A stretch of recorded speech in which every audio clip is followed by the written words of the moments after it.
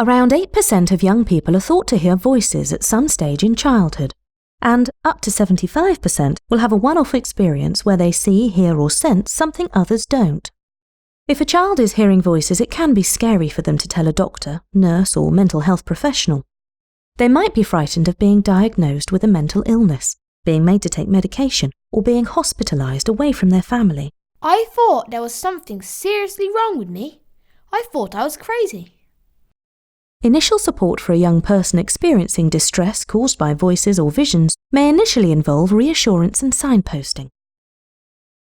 The Young Voices study has found that an adult's initial reaction when a child discloses a multisensory experience can influence their interpretation of their overall health. It's important to remember that young people hear voices for a huge number of reasons, and that voice hearing is not necessarily a problem for the young person. Voices can be a positive, comforting experience that some children don't want to lose. Voices and visions may also be a way of understanding traumatic experiences.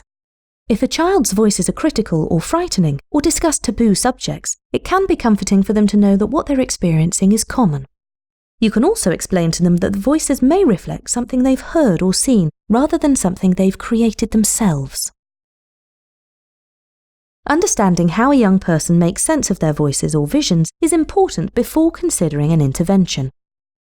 Signposting to useful online resources can reduce anxiety and unhelpful internet search results.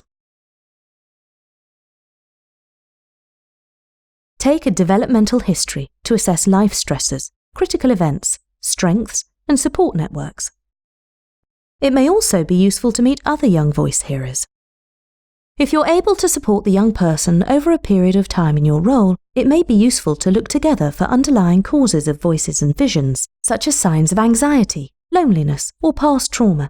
The doctor has told me it is because I went through a really difficult time with other mental health problems, that it probably came from stress. Some children may not want their voices to leave, so a focus on coping with voices is also important.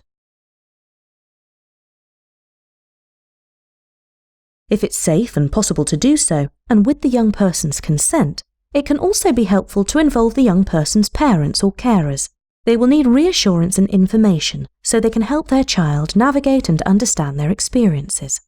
Reducing family anxiety will help the child feel better overall, and can sometimes even reduce scary or critical voices.